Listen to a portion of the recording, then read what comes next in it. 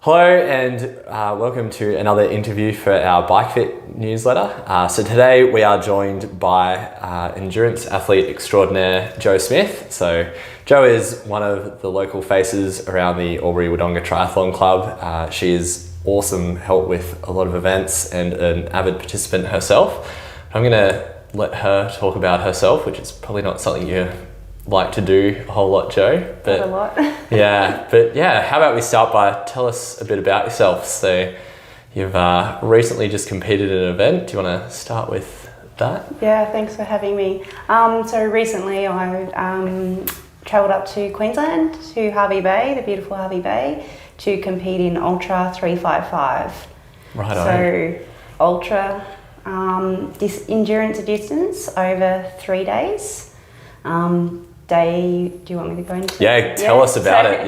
Day one consists of a 5k swim, 100k on the bike. Day two is 200 kilometres on the bike, and day three is a 50 kilometre run. Righto, and all within 8 hours. Yeah. Yeah. And you finished comfortably? I did. Yep. Well, I got in. Yep. Yeah. And I think that's a pretty massive achievement. Yeah, so I actually went to Hervey Bay not thinking I'd get past day two cut off. So the bike ended up being 205 kilometres, which 5 kilometres is not a lot in the scheme of things, but it's 5 to 10 minutes on your bike time. Yeah. The other thing that was unusual about an event was that the roads weren't closed, sort of much like our Albury Wodonga Tri Club, except that there was probably 4 or 5 sets of lights, half a dozen pedestrian crossings, roundabouts, local traffic, and a 12 kilometre long esplanade that you had to fight traffic, pedestrians and a very markets, park run, all that sort of thing on day one, and then Sunday tourist traffic. Yeah, wow. So you had to factor all that, plus a 2 kilometre neutral zone where we couldn't go over 25 k's an hour. Yeah, okay. So all that had to be factored into 205 kilometres in 8 hours. Yeah, and I think 200 kilometres alone is a massive achievement and quite impressive, but let alone to do it in a time limit and navigating those factors, that's pretty amazing. And then the third day, a 50k run. 50k run. How was that after 2 massive days beforehand? So that's the unknown on a endurance sport is I can honestly say when I got off the bike on day 2, I'm like, thank God I don't have to run a marathon today. I can go home and eat and recover. But I was excited to stand on the start line on day 3 as a finisher, not a participant, which is where I thought I would be. So legs were pretty good. Recovery was good.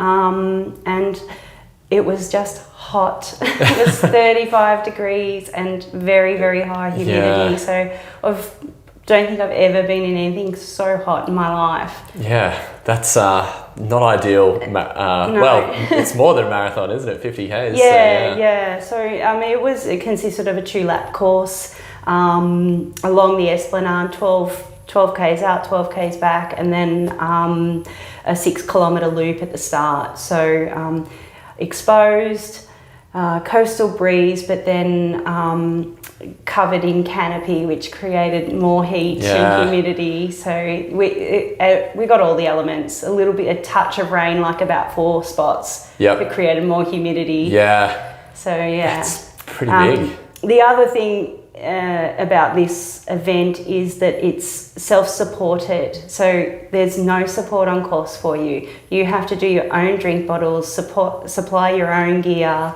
Yeah. So that's also another factor to take in. So day 1 or day 2 on the bike, when I came in with 10 minutes after 100 kilometres, I had 10 minutes up my sleeve to get through transition and out before the 4-hour cutoff. I spent 7 minutes in transition, refilling my bottles, going to the toilet, sort of getting my headspace in, and then spent the next 30 kilometres cursing myself and angry at myself that I wasted my 10-minute sort of, buffer. Yeah, so there's all that you have to factor into it in an endurance sort of sport. Yeah, the logistics behind it I think are quite shocking in terms of, it on paper, you know, you look at the demands of the event and go, oh, I can probably swim 5 kilometers, and probably could do 300 kilometers over 2 days on the bike. But then when you've got to factor in, you know, carrying all your nutrition and water, that adds a whole new challenge, I would imagine. So yeah, it did. So day one, I ran out of water. I ran out of all liquid. So, you know, I had to then finish, like it was 55 kilometres to the first turnaround to pick up water. Yep. So after swimming 5Ks in salt water, I was really thirsty, and so I downed all my electrolytes, all my water, and I had 10Ks to go. So the 45K mark, I had nothing, and I hadn't even taken on my nutrition then, and I needed water to get that down. Yeah. So I sort of kind of limped into that aid station going, give me all the water. Yep. So I learnt a lesson then. So day 2 on the start line, instead of having 2 bottles, I had 3 bottles on my bike. So overnight I sort of rejigged my layout on my bike and put 3 bottles on, and so I didn't run out of water, because it's okay to limp through 100 kilometres, but 200 kilometres is a different story.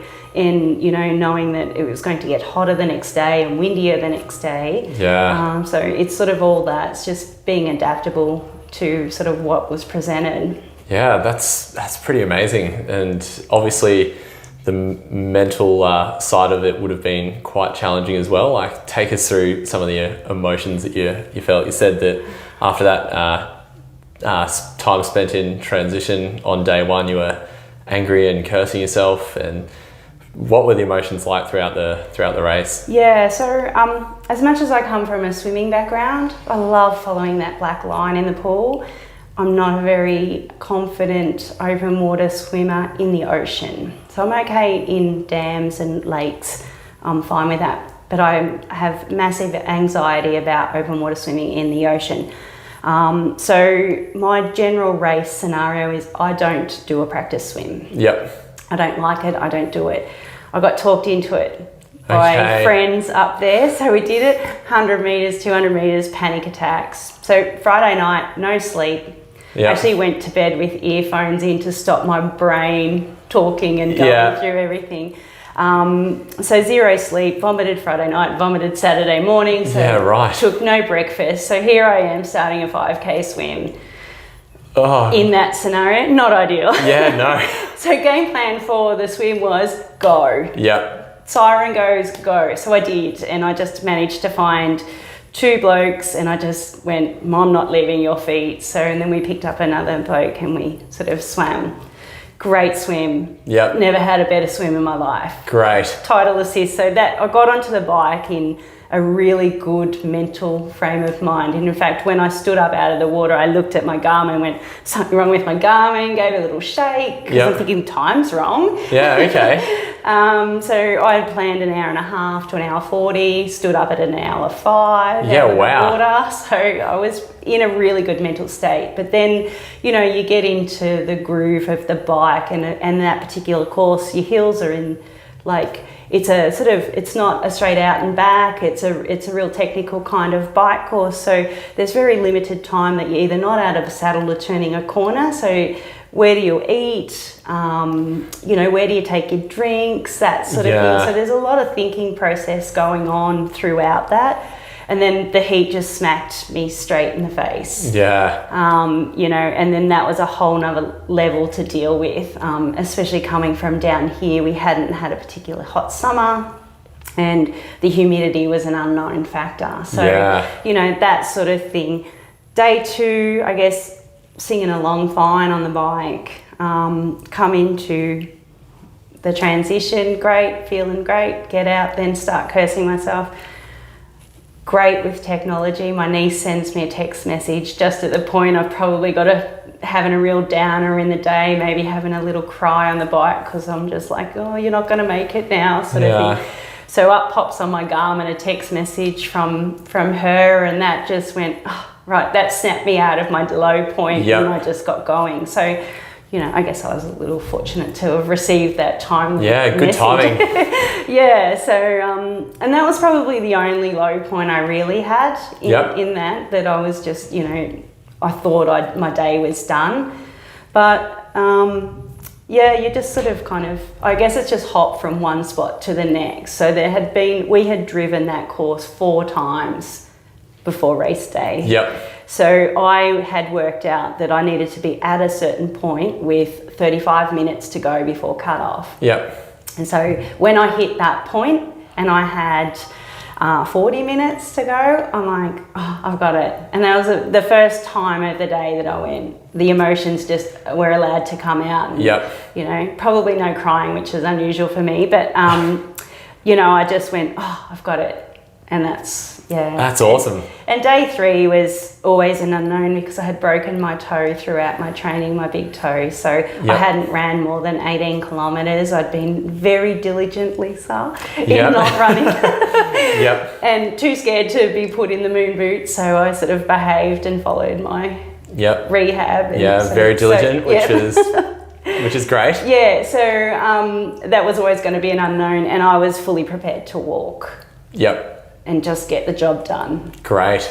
You know, so that was my mindset. But I think when you're out on course and you see the top end age, well, there's no pros, but there was the winner, the overall winner, you know, him walking and knowing and could see the struggle on him and offering him assistance, and the lead female who did her hip flexor on the run. You know, you see those people. Yeah. And it's not like, you know, poor thing type of thing. It's more that everyone struggles. Yeah. Everyone goes through the ups and the downs of a race day. Yep. And just because you're at top end or you're at the bottom end, it's still the same, up or down. Still have those moments. Yeah. So. Right. And what about next year? Are you hooked or?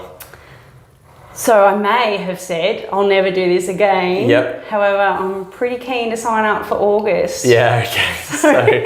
Gee, you haven't even left it a month. So originally it was August last year, but because of COVID it got moved to February. So I think that there's a bit of improvement, and I think that Ultraman has always been my goal. Yeah. So I think this particular event is a great stepping stone to Ultraman, and it's probably what's needed because kind of like you go from Olympic to a half to an Ironman. There had been nothing between Ironman and Ultraman. Yeah, and so this is kind of that medium point, and you know you can do it. So well, I guess you've tested your body over 3 days. Now you just got to increase your distances by a lot. Yep. Yeah. Touching on Ironman, you've completed a couple in your time. Did you want to maybe explain to us how you got into the idea of Ironman and what, I guess, kind of fuels your love for the endurance events that you keep ticking off? Yeah, I don't know. I think since starting triathlon 15 odd years ago, Ironman has always sat up there as a pinnacle of something to achieve.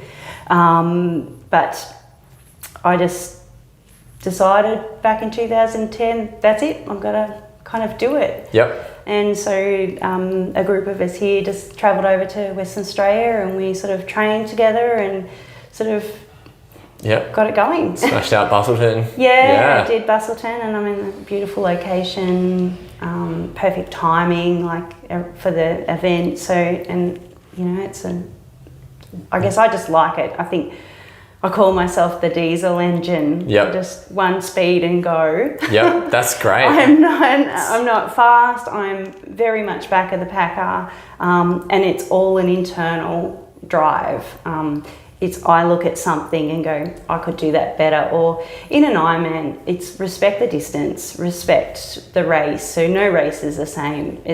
I don't stand on the start line and go, I've done this before. I stand on the start line going, I hope I can get through today. Yep. You know, because every race is different. Yeah. What's your favourite one that you've ever completed? Because just so you're aware, Jo has 9. You've completed 9 Ironmans. Yep. So that's no mean feat in itself, and you're going to Port Macquarie in 6 weeks. Is that correct? That's correct. Yeah. So to tick off Ironman number 10 at Port Macquarie, is that a special place for you, or? Well, I would think so. Yeah. But I don't like hills. But I don't know. I seem to quite like. I have a love-hate relationship with Port Macquarie, so I seem to like Port Macquarie. Yep. But I think Busselton. So I've competed there twice. The first time was our first, and the second time was as our honeymoon. Yep. We married. Andrew and I married on the Friday before. Yep. So we got to kind of do an Ironman as our honeymoon, because as you do. Yeah. So that's very probably romantic. very special for us. Yep. So I just probably have to say Busselton. Yeah. Really. But the kicker, I think, is New Zealand, that I've attempted twice and haven't made to the start line both times. Yeah. So that's That'd niggling away in the back of my mind. That Yep. is it a third time's lucky? I don't know. Fair enough. I mean, that's pretty understandable. Righto. And away from triathlon, what do you like to do? Because you're always involved in the sport, so you've done a great job this year of navigating a global pandemic to put on racing locally for those keen to participate. What do you like to do away from the sport? From triathlon, I actually enjoy trail running. Yep. So I guess, apart from family, spending time with family, I really enjoy trail running. So Yeah, right. something different, and it's something I've done for a few years over the winter when the snake goes to bed. Yep. I kind of like to get up in the hills and just spend a few hours running around single tracks and new challenges. So Great. yeah, that's kind of something I like to do. Yep. I mean, we've got some great spots for it. We're very lucky. Wodonga. Yeah. I respect the choice to not run when the snakes are out though. That's pretty understandable. Yeah, I don't like snakes. No. So in 2 weeks, just going to give the Grand Traverse Yeah. a go. Which, As something totally different. explain what the Grand Traverse is to me. So it's a trail self-supported run from Falls Creek to Mount Hotham. Right. Yeah, Yeah. 30 kilometres. You could walk it, run it, Bit of hike both. it, do whatever you want. Yep. Yeah, it's pretty, looks like a low, laid-back type of event. Great. Yeah. Nice. And are you doing that one with your husband as well? Yeah, so it's in pairs. Teams of 2 or 4. Yep. Yeah, so Great. I'm assuming for safety reasons. Yep. Yeah. No romantic reasons, not like a second honeymoon. No. That just, I kind of come up with adventures to go try. And Yep. he just tags And along. he does them. Yeah. Yeah. Nice one. Yeah. That's pretty great. That's Fortunate to have someone tag along. it helps, doesn't it, when you've got someone coming along. Yeah, and I have to say, an ultra, it might be me doing these events, like a 3-day ultra, but it doesn't happen without your support team. It seriously doesn't. And, it starts with your family helping you. Like Andrew is just amazing. Whatever weird thing I dream up for him to, or us to do, or myself, he's fully on board. Yep. He's like, I'm not doing it, but I'll support you. Yeah. Or we'll go, yeah, let's do this. So, but also you guys. Honestly, I've been coming here for, it'd have to be 9 years. From the first phone call to Tom in tears that my bike was not right, to helping me out after I trained for Busselton, to Lisa and Brant and yourself in doing my recent bike fit. It just doesn't happen without you guys putting me back together and I think supporting my crazy dreams, even though you probably think, oh my God, she's absolutely nuts. No way, it's an absolute pleasure. Yeah. So it's pretty great to see someone that you know, like chasing their dreams, and it's pretty awesome to be a part of it. And I think it's probably very easy for someone who's not involved in that level of competition or that level of competing and challenging themselves, that it might be an individual accolade, but the support has definitely got to come from a team. Yeah, and I think everyone likes to be cheered and cheered on in an event and congratulated, but the team behind you, they really need the most cheering, because they do the most work, and they see you, your race day. I've always sort of said race day is a celebration of your program or your training, they see you at your worst. Like, yeah. You know, when you're in your big, in Ironman and above training, in your thick blocks of, and 70.3, in your thick blocks of training where you're absolutely fatigued, you kind of feel all right, but then after you come out of it and you look back and you go, did I make those decisions? Yeah. Or what was I thinking at that point? You know, you realise how fatigued you were, and, you know, life becomes about swim, bike, run, work, eat, recover, swim, bike, run. Yeah. You know, so it's them that holds everything, the glue together for you. Yeah, they're pretty special. We might finish with, if you have one piece of advice for anyone that wants to aspire to, or even just their first triathlon, but maybe even all the way up to Ultraman, what would that be? Give it a go. Yep. Just give it a go. That's all I can say. You know, we all have fears, but, you know, you can slowly take them away and just, got a dream, chase it, make your plan, go for it. Yeah, so just get stuck in. It's as simple as that. Yeah, I think what we often say, just one bite of the elephant at a time. Yeah. So don't let it overwhelm you, just make your plan and go for it. Yeah. I mean, I think that's pretty good advice. Pretty simple, easy to remember. I think so. Rightio. Well, we're going to have to wrap it up there, unfortunately, Jo. It's been great to have you on. Thank you very much for coming along and talking to us. Thank you for having me. It's been great. We'll see you out either trail running or walking from Falls Creek to Mount Hotham and beyond, I'm sure. Thanks, Tom. No worries. Thanks, Jo. See you.